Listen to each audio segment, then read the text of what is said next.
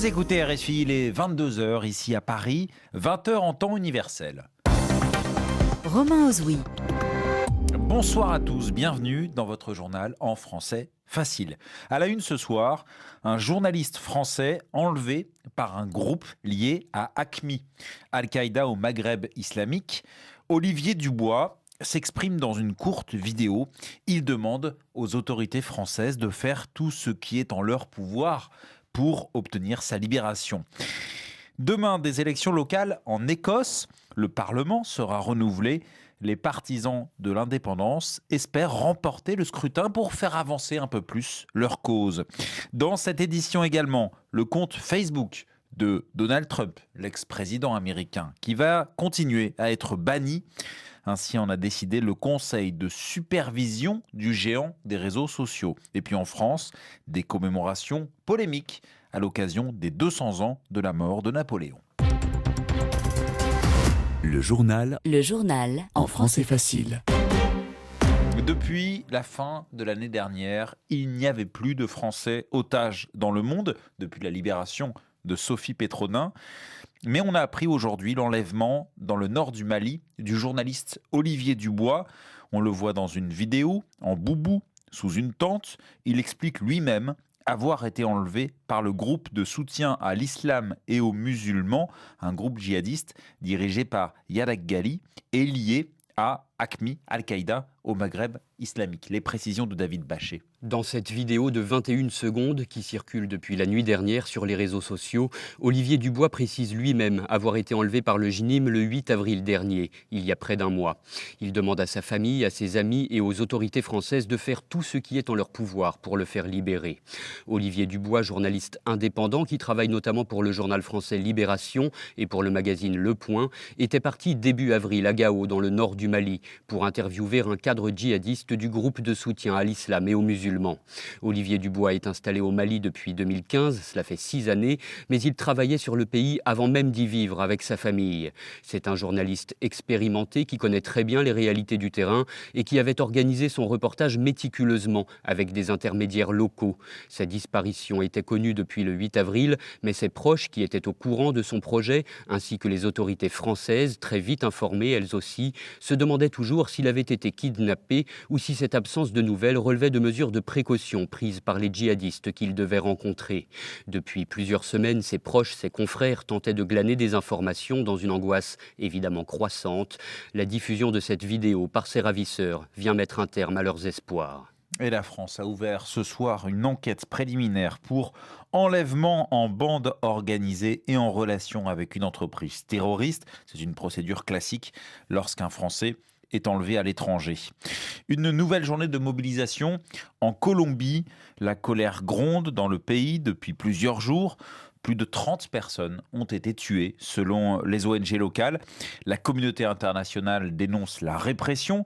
L'origine de ce mouvement, c'est un projet de réforme fiscale accusé d'appauvrir la classe moyenne en Colombie. Projet qui, en fin de semaine dernière, a été retiré, mais la mobilisation continue.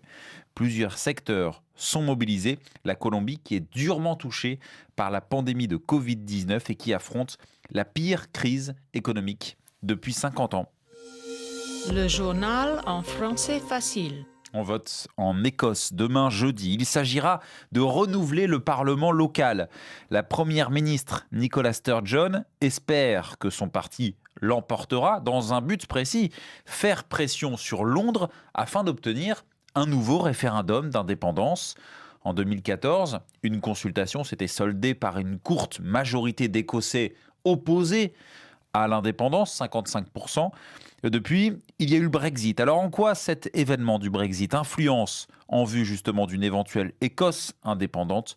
Muriel Delcroix a posé la question à des pêcheurs dans le petit port de North Berwick, à 40 km au nord-est d'Édimbourg. Reportage. Entourée de grands bacs d'eau de mer, Jane McMinn brandit fièrement un homard dont les œufs sont prêts à éclore. Cette navigatrice a fondé avec 2 autres pêcheurs il y a plus de 10 ans un élevage de homards au moment où les pêcheurs de North Berwick se sont mis à vendre leurs prises localement. Ce pari leur a permis pour l'instant d'amortir le choc du Brexit, mais tous les pêcheurs n'ont pas cette chance alors qu'environ 90% des coquillages écossais sont exportés en Europe. Le Brexit rend les choses impossibles pour la pêche. Vous devez avoir tous vos papiers en ordre, blablabla, et le temps que vous fassiez tout ça, tous vos poissons sont morts. Ça s'arrangera, mais les conditions sont devenues très hostiles. Les pêcheurs qui avaient voté pour le Brexit se sentent trahis et les indépendantistes écossais misaient sur leur ressentiment pour faire avancer leur cause en faveur d'un second référendum. Mais à entendre la réaction épidermique du pêcheur Jack Dale, c'était un mauvais calcul. Ce serait un désastre complet, l'indépendance, surtout maintenant qu'on ne fait plus partie de l'Union européenne. Ce serait un suicide. Il y a suffisamment d'incertitudes comme ça avec le Brexit, la pandémie, la pollution. Tout joue contre cette idée. Une hostilité qui explique en partie pourquoi Nicola Sturgeon a bien pris soin de souligner que même reconduit au Parlement écossais, son parti ne prévoyait pas de référendum avant 2 ou 3 ans. Muriel Delcroix, North Berwick, RFI. En Israël, le chef de l'opposition, Yair Lapid, appelé à former le prochain gouvernement 1 mois et demi après les élections législatives, décision du président israélien Reuven Rivlin et décision en raison de l'échec de Benjamin Netanyahou à former une nouvelle équipe. Le Premier ministre sortant avait jusqu'à minuit hier soir pour y parvenir. Il n'a pas réussi à obtenir une majorité de 61 députés sur les 120 de la Knesset, le Parlement israélien. La colère de Donald Trump à présent. Ce que Facebook, Twitter et Google ont fait est une honte absolue. Voilà ce qu'écrit aujourd'hui l'ancien président américain dans un communiqué. Il réagissait à la décision de Facebook de maintenir l'interdiction de son compte, le compte de Donald Trump, suspendu depuis l'attaque du Capitole le 6 janvier dernier. Explication avec Éric de Salve à San Francisco. Selon le conseil de supervision de Facebook, l'ancien président a créé un climat qui favorise un risque sérieux de nouvelles violences. Dans son communiqué, ce panel composé d'experts, d'avocats et même de journalistes cite en exemple la vidéo postée par Donald Trump le 6 janvier en pleine émeute meurtrière à Washington. Alors que ses partisans sont en train d'envahir le Capitole, « Nous vous aimons, vous êtes très spéciaux », leur lance le président. Un message perçu comme un encouragement à poursuivre les violences. Pour autant, cette décision de maintenir sa suspension est une surprise. Dans la Silicon Valley, beaucoup d'experts s'attendaient à ce que l'ancien président soit autorisé à faire son grand retour sur Facebook, car aux États-Unis, son exclusion suscite un vrai débat autour de la sacro-sainte liberté d'expression. Les républicains dénoncent en chœur une censure des GAFA contraire à la Constitution. Mais, et c'est un gros mais, cette décision n'est pas définitive. Le conseil d'experts donne environ 2 mois à Facebook pour clarifier sa position et se prononcer à nouveau sur cette suspension décidément très embarrassante pour tous les réseaux sociaux. Éric de Salve, San Francisco, RFI. Et puis les commémorations de la mort de Napoléon, l'empereur français décédé il y a 200 ans jour pour jour.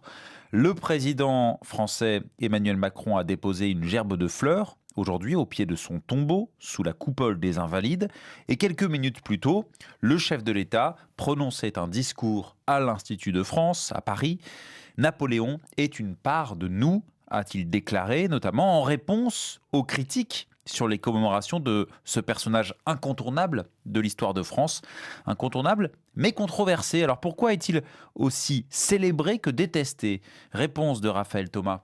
Napoléon a ses fans et ses détracteurs. D'abord, il y a ceux qui sont fascinés par le parcours de ce petit caporal ambitieux devenu empereur conquérant.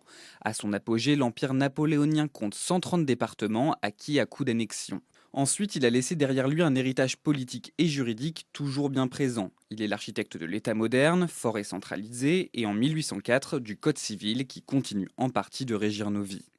D'autres le voient comme un fossoyeur de la République, lui reprochent son autoritarisme et parfois même sa misogynie. Le Code civil napoléonien est fondé sur l'autorité du père de famille et on y trouve par exemple un article qui tend à excuser le meurtre d'une femme par son mari en cas d'adultère. Dernier point de tension, Napoléon est celui qui a rétabli l'esclavage en 1802.